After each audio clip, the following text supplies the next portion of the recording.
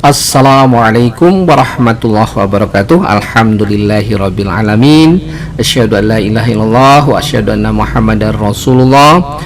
Raditu billahi rabbah wa bil islami dina wa bi Muhammadin nabiyya wa rasula. Rabbi syrah li sadri wa yassir li amri wahlul 'uqdatam min lisani yafqahu qawli. Halo, apa kabar semuanya? Ya, kita berharap Anda semakin makmur, semakin sehat, dan selalu mendapat rezeki dan barokah dari Allah Subhanahu wa Ta'ala. Amin. Ya, kita berjumpa kembali. Ya, kita akan bahas tentang jenis unggas penghasil daging. Ya, untuk apa? Untuk kebutuhan rumah potong hewan kita, atau dikenal dengan abatoire. Ya, kita bahasnya satu-satu. Nah, istilah unggas biasanya mencakup apa saja? Ada ayam di situ, ada itik di situ, ada kalkun di situ, ada burung, ya, ada mentok, bisa juga burung onta, ostrich, puyuh, dan burung dala, dan lain-lain. Ya, mungkin ada nama daerah masing-masing yang familiar, bisa dikenal di daerah. Nah, daging unggas merupakan sumber protein hewani yang sangat baik, ya. Karena kenapa? Kandungan asam amino esensialnya yang lengkap dan sangat dibutuhkan oleh manusia. Nah, ini ya, serat dagingnya juga pendek dan lunak dan digemari tentunya, sehingga mudah dicerna di dalam organ pencernaan kita. Nah, banyaknya kalori yang dihasilkan daging unggas lebih rendah dibandingkan dengan nilai kalori pada daging sapi atau ternak ruminansia. Nah, oleh karenanya daging unggas dapat digunakan untuk apa? Untuk menjaga berat badan orang yang baru dalam tahap penyembuhan misalnya, atau orang tua yang tidak aktif bekerja lagi misalnya, ya. Nah, golongan unggas yang paling banyak dikonsumsi adalah ayam tentunya. Apalagi di Indonesia dikenal dua jenis ayam yang biasanya dikonsumsi, yaitu ayam ras, broiler, ya, dan ayam lokal atau bukan ras atau buras. Bukan buras makanan tentunya, ya. Nah, kedua jenis ayam ini sering diperdagangkan sudah dalam bentuk karkas, ya, sudah siap untuk diolah ataupun dimasak. Ayam dan jenisnya, ya, kita bahas, kita kembangkan pengetahuan kita tentang ayam nih, ya. Ayam yang khusus dikembangkan sebagai sumber daging adalah ayam broiler atau dikenal dengan ayam pedaging. Meskipun demikian, sebenarnya terdapat tiga jenis ayam penghasil daging, yaitu ayam kampung, ayam ras, ataupun ayam kal. Ya, ayam kal ini adalah ayam yang sudah tua, tidak produktif lagi, kemudian kita potong. Misalnya ini terjadi pada ayam petelur layer. Awalnya produksi telurnya yang kita ambil, ya. Ada masanya dia sudah produksinya sudah menurun atau bahkan tidak berproduksi lagi, baru dipotong.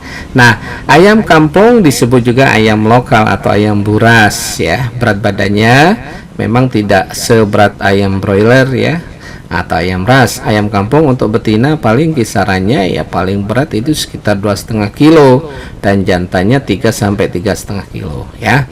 Itu pun sudah memerlukan waktu yang cukup lama untuk memeliharanya. Nah, ayam kampung disebut ayam lokal karena sering diberi nama sesuai dengan daerah asalnya, misalnya ayam Sumatera, ayam Kedu, ayam Nunukan, ayam Pelung. Ayam Sumatera dan ayam Kedu dikenal sebagai penghasil daging yang baik, ya. Ada yang juga tipe kecilnya.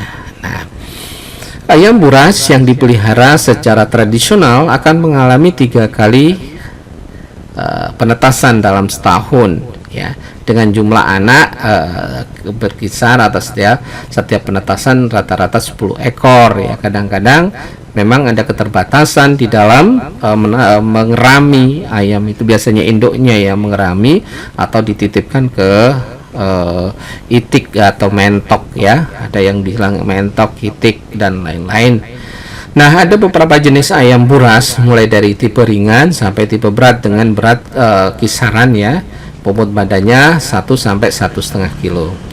Ayam kapung, ayam pelung ya yang banyak dikembangkan di daerah Cianjur berpotensi besar sebagai ayam pedaging pengganti broiler ya. Sekarang ada Jawa Super, Chopper dan lain-lain itu yang sudah disilang-silangkan. Nah, kemudian pada umur 8 minggu ayam jantannya mencapai bobot sekitar 760 gram dan betina sekitar 890 gram, sedangkan ayam buras yang lain baru mencapai 370 gram ya. Cukup cepat ya ayam ini ayam pelung ini. Nah, jenis ayam buras lain yang berpotensi adalah ayam kedu. Ayam ini dapat digunakan sebagai ayam pedaging ataupun ayam petelur ya, karena bobot dan produksinya telurnya cukup tinggi ya, dua fungsi ini. Di pedesaan tiap rumah atau dikenal yang dulu ya umumnya memiliki rata-rata 5-7 ekor ayam buras.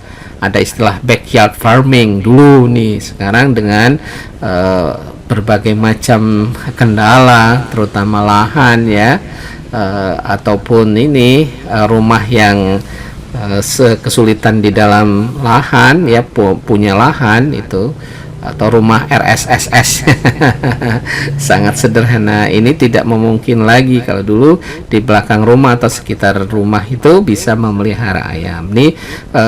Ini sebetulnya kita harus kembangkan kembali ya, karena kita tahu bahwa Indonesia itu sudah stuntingnya kekurangan gizi pada mulai dari kehamilan ibu sampai masa balita ini sudah ngeri kita ya, sekitar 20% ya. Kalau tidak bisa diatasi itu ya repot nantinya. Nah, padahal mudah ya kalau setiap keluarga terutama yang punya lahan itu ada 7 atau sampai 5-7 ekor itu bisa mengurangi angka stunting yang sangat signifikan tentunya ya, dengan misalnya produksi telur kalau pagi-pagi ataupun keperluan untuk ini konsumsi daging bisa dimanfaatkan. Nah, kemudian ayam kedu jenis pedaging mempunyai ciri-ciri fisik sebagai berikut. Bentuk kepalanya panjang dan rata, panjang leher sedang, bulunya tebal dan banyak ya. Bentuk punggungnya rata atau miring sedikit ke arah ekor, dada lebar dan kedua sayap tertutup kuat, perutnya lebar, besar, dalam ya. Kaki pendek, kulit halus dengan telapak kaki berdaging tebal. Jengger biasanya sebuah bergerigi 6-7 pada betina dan 5-7 pada jantannya.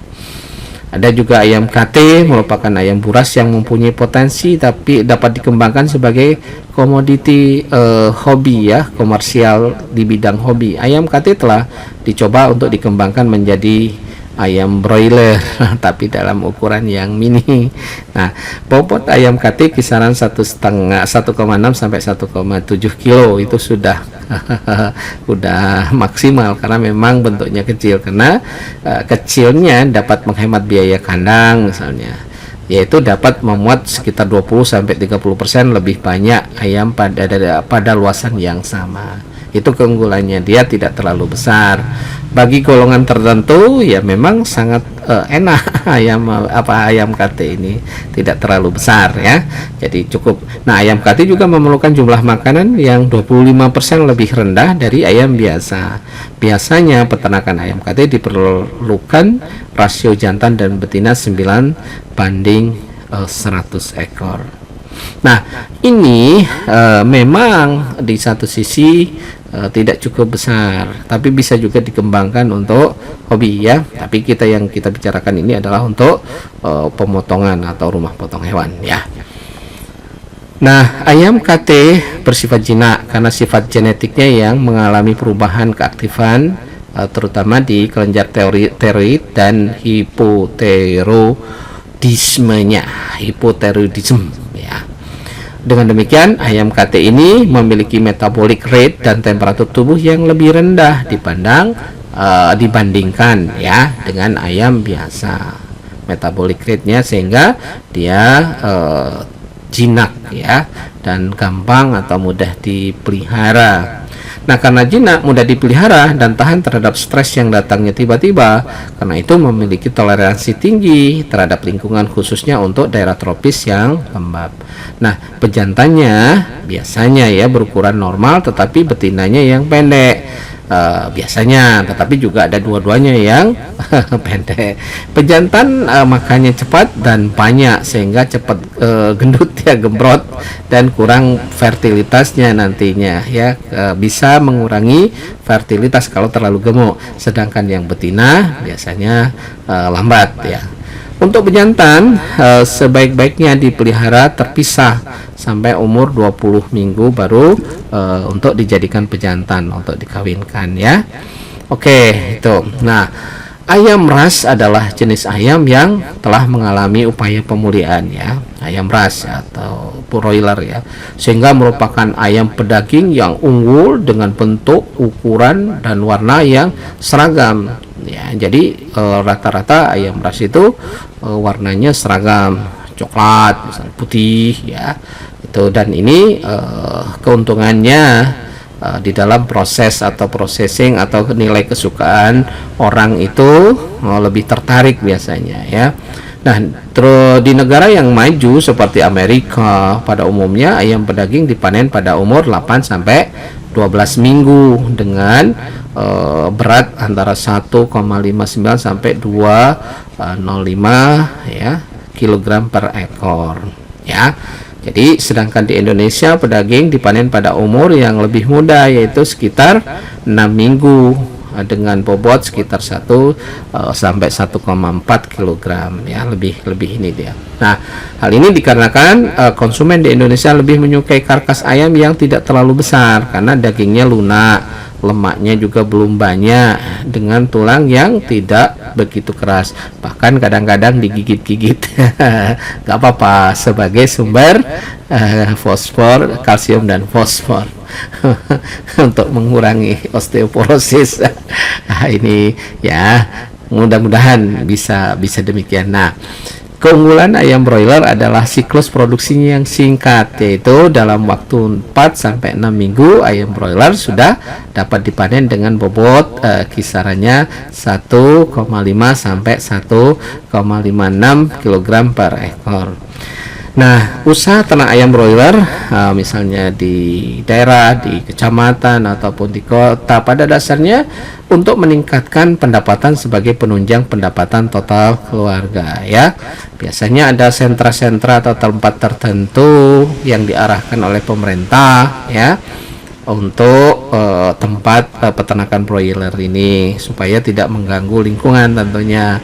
Nah, ayam pedaging merupakan ternak penghasil daging yang relatif lebih cepat dibandingkan dengan ternak potong lainnya, terutama ruminan ya. Jadi kalau kambing, domba butuh waktu yang cukup panjang untuk bisa dipotong ya. Nah, sekarang daging ayam ya. Daging ayam secara umum didefinisikan sebagai semua jaringan hewan yang dikonsumsi namun tidak menimbulkan gangguan kesehatan bagi yang mengkonsumsinya. Otot hewan berubah menjadi daging setelah pemotongan atau penyembelihan karena fungsi fisiologisnya telah berhenti. Nah, sekarang akan kita bicarakan tentang karkas broiler. Apa itu karkas broiler? Ayam yang telah dipotong dan dibersihkan bulu tanpa kepala, leher, kaki, dan jeroan. Nah, daging unggas dapat berasal dari ayam jantan dewasa, kok ya, atau ayam ataupun kalkun betina dewasa, hen ya. Kalkun jantan dewasa, ton, ayam kastrasi, kapon, dan ayam anak ayam atau chick ya. Nah, menurut Standar Nasional Indonesia SNI nomor 3924 tahun 2009 ya tentang mutu karkas dan daging ayam, disebutkan karkas ayam pedaging adalah bagian ayam pedaging setelah dipotong, dicabuti bulunya, dikeluarkan jeroannya, dan lemak abdominalnya, dipotong kepala dan leher serta kedua kakinya. Itu menurut standar atau SNI, Standar Nasional Indonesia. Cara pemotongannya dapat dibedakan menjadi karkas utuh ya. Ada potongan separuh half ya, ada potongan seperempat quarters ya, ada potongan bagian-bagian badan chicken part atau cut part, dan dibone yaitu karkas ayam pedaging tanpa tulang ataupun tanpa kulit. Ya, itu beberapa pemotongan. Nah, sementara berdasarkan cara penanganannya ya, kalau tadi dari cara pemotongannya, cara penanganannya ya dibedakan menjadi karkas segar dan karkas beku. Karkas segar adalah karkas yang segera didinginkan setelah selesai diproses sehingga suhu daging menjadi 4-5 derajat Celcius. Sedangkan karkas beku adalah karkas yang telah mengalami proses pembekuan cepat atau lambat dengan suhu penyimpanan antara 12 derajat sampai minus 18 derajat Celcius ya. Minus 12 derajat sampai minus 18 derajat Celcius. Nah, keunggulannya ya, keunggulan protein hewani membuat industri ataupun usaha peternakan memiliki potensi yang besar ya untuk berkembang. Dikarenakan karena konsumsi daging masyarakat Indonesia yang lebih rendah dan masih ditingkatkan. Jadi konsumsi produk hewani kita itu masih rendah ya, terutama konsumsi protein ya sangat rendah dan masih bisa ditingkatkan lagi.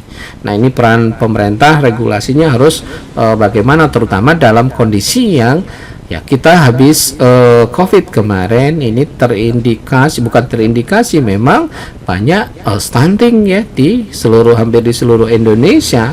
Nah, ini perlu penanganan khusus bagaimana stunting ini bisa diselesaikan atau ini harus benar-benar diatasi dengan baik ya. Kalau enggak nanti jangan sampai lost generation generasi stunting, generasi COVID. Nah, gawat nih ini ya kalau bisa seperti ini. Nah, peranan ayam pedaging sangat penting dalam ikut memenuhi kebutuhan masyarakat akan daging sebagai bahan pangan yang bergizi. Hal ini mengingat populasi ayam tersebut yang cukup besar dan pemeliharanya hampir berada di seluruh pelosok tanah air ya. Sekarang itu tidak ada ya di suatu daerah yang tidak ada ayam broiler, itu hampir semuanya. Nah, kita berharap ya dengan tidak mematikan ayam lokal kita, ayam kampung kita ya, tetap berdampingan dengan baik. Ayam broiler juga kita kembangkan karena memang kebutuhannya cukup besar, sementara ayam kampung juga kita kembangkan karena itu adalah plasma nutfah kita yang harus kita kembangkan supaya bisa lestari, dan ketahanan pangan, kedaulatan pangan, terutama sumber protein hewani kita bisa kita pertahankan. Salam sehat ya, salam bahagia selalu, tetap semangat, dan nasrun minallah fatun qarib. Wassalamualaikum warahmatullahi wabarakatuh.